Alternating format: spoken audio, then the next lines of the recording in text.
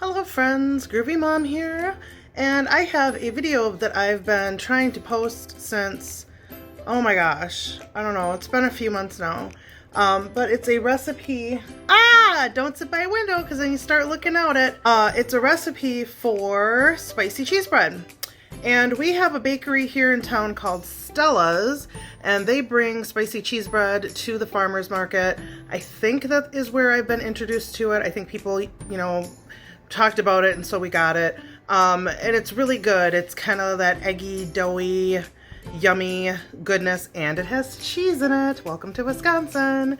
So I rarely go to the farmer's market anymore, probably for reasons you don't care about in this video, and the cheese bread is naturally very expensive.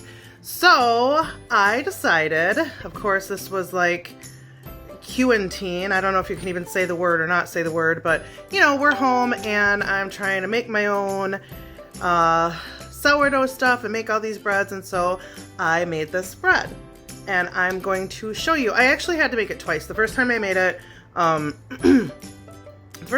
we had family over for a fire, and so I have a little bit of that video in here, but you couldn't really see the bread very good. So I made it a second time so that we could get a little bit better view of the bread. So let's do it. That was anticlimactic. Ugh, okay. Here I have put together all of the ingredients. Yep, some of them spilled on the counter, but I will put the link to the recipe in the description. We've got flour, yeast. I don't have rapid rise yeast, so mine's going to take a little longer. Sugar, red pepper flakes, salt. That's all in this delicious bowl. So I'm getting that ready, and then and I use bread flour. I'm getting that ready, and I'm going to put that into my KitchenAid mixer in just a few moments. As usual, it's a little bit noisy in my house, so I'm going to go ahead and dub some of this over. This is the egg mixture that I have mixing up. I'm going to go ahead and dump all my dry stuff into my KitchenAid. KitchenAids are so wonderful. Mixers, whatever you want to call them. KitchenAid is like the generic word like Coke, right? Because everybody just calls it a KitchenAid, but really there's many different kinds of mixers.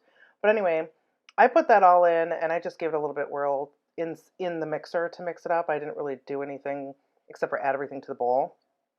And then, so here I'm adding some of that melted butter to the eggs, slowly, because you don't want to burn your eggs, or you don't want to make your eggs cook.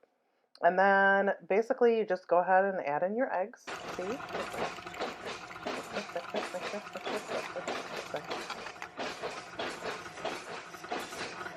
Then I'm going to add the eggs in. I did it while it was going. You don't necessarily have to do that. But couldn't help it. The other thing that I did that I didn't really, I don't know, I just went ahead and put the melted butter in separately. I don't know if you noticed that, because I started like mixing it in, then I'm like, wait a second, why am I mixing it in? Why don't I just go ahead and put the eggs in and put the melted butter in, and hopefully everything works just fine. So here the KitchenAid is obviously doing its work. I'm scraping on the sides a little bit. I have a really hard time just letting my KitchenAid do its work. Like, I feel like I need to be doing something too, apparently. But, so, KitchenAid's doing its work. Everything's going well. I don't remember if I added more flour or not. We'll find out together. I think when I started noticing it, see, like it's sticking to the hook here, I kind of just tried to get as much as I could to make sure like my flour was coming off the bottom of my bowl, which it does not always do. And then I did add a little bit more flour until it got to kind of the right consistency that I wanted it to. All right, dough is ready. So now the dough gets put into a greased bowl, and you kind of turn it around so that it has a little bit of oil on it, or grease, whatever, on all sides. And then that just has to wait a little bit. So this is one of those patience things, you know how bread is, but it's so stinking delicious. And then you say a little prayer over it, whatever you want to do, and hopefully it's okay. I have a stick in my drawers because the grandbaby likes to go and pull everything out of the drawers. I don't know if you have little kids or not, but I'm sure you know what I'm talking about. So then here I'm just going to cover it, and I'm going to let it sit in a warm place until it's doubled in size, about an hour, hour and a half. All right, so here's the part where the dough gets punched down and put out, rolled out. And I have a little pastry thing that I like to put down. It's not really helping with too much, but it does say to roll this puppy out until it's 30 inches long. So I guess it helped a little bit. This is also where my camera decided to take a dunk and die on me.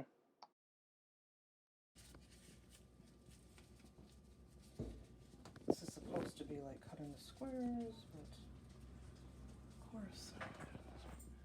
Okay, over the surface of the dough, leaving a 1-inch border. I'm gonna try to do due diligence here.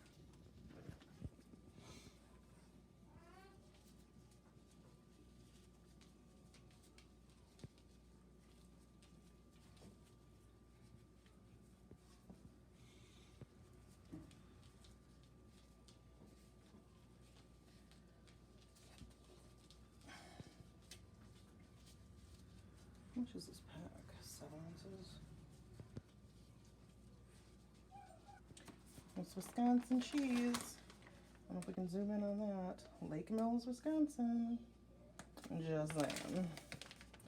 This is 8 ounces, so I could probably use. I think it's just that provolone is a little like it's got a bite, right? I mean, it's.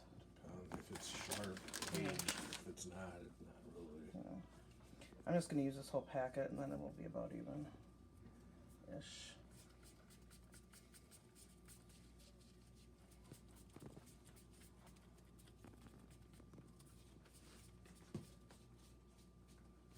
And do our best. And do our best. The rolling up is a pretty, it's kind of a fun challenge. It's kind of not tedious. I have gloves on because the dough is pretty sticky, and I don't know, I really do like wearing gloves. Unfortunately, I don't think I've been able to find a pair of box of gloves at Costco for quite some time, so my glove wearing has dwindled down into necessity. But like rolling it up with all the cheese, it's like I said, it's a little bit of a challenge. It's fun though. It's a lot of cheese. That's a lot of cheese. So there's a lot of anticipation there as well. I just want to make sure I do this right. Okay. Now, roll log back and forth. Coil. Okay. This is already almost as long as it's supposed to be.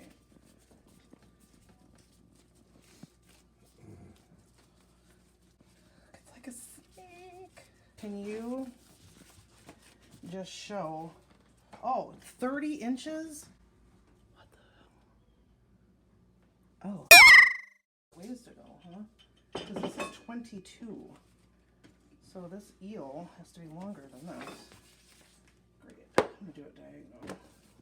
I thought I had rolled it out as long as it needed to be, but I was actually quite short in my rolling, so I had to keep going, and some of the dough got pretty thin, so I kind of had to keep patching that as I went because the cheese would poke through.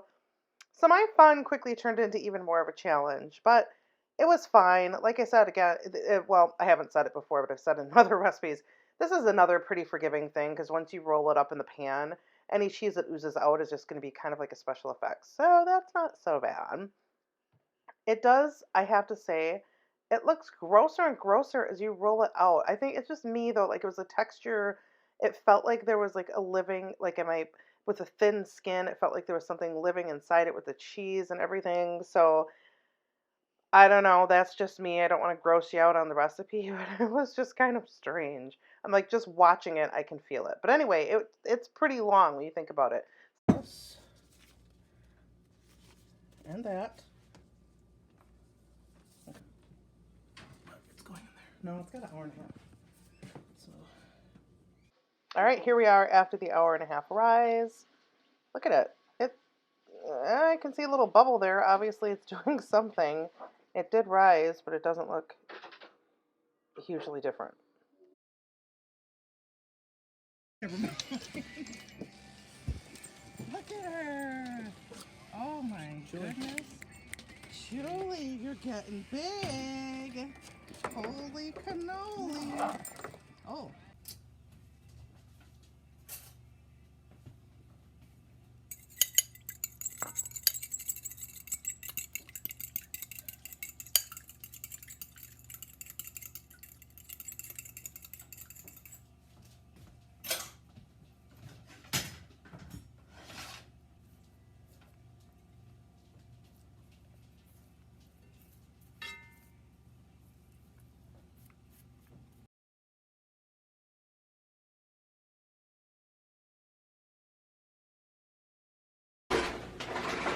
Here is the pizza.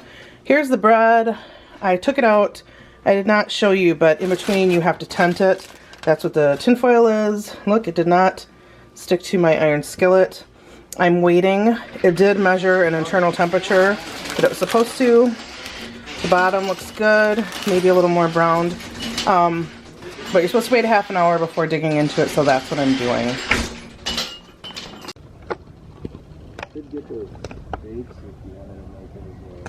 What, I make them over the open fire or what? Sal's bringing out the cheese bread, and I just, because I'm making a video on it, I had to bring a video. Do you want to take a piece? Do you have a knife? No, it's cheese bread. You just rip some off. Grab a piece off the side. Tell me when to go. Go anytime. Yeah, you literally just massacred it. That Oh, that's the, isn't it? You didn't even get any. was fun. Well, let's see if there's any cheese in it, though. That's kind of my experiment. Some, like, on that first bite. Did you? I have to take another. Oh, look. Ooh. Yeah. I didn't get any cheese. Give that to Look Nooch. at that cheese poke. Yeah, try that. Try that side.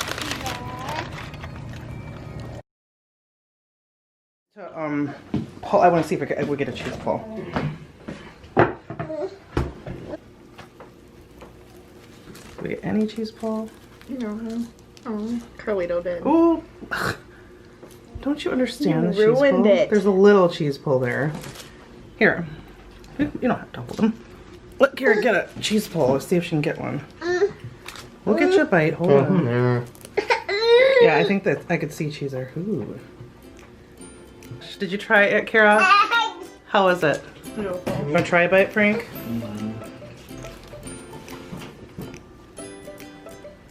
Whoops. What do you think?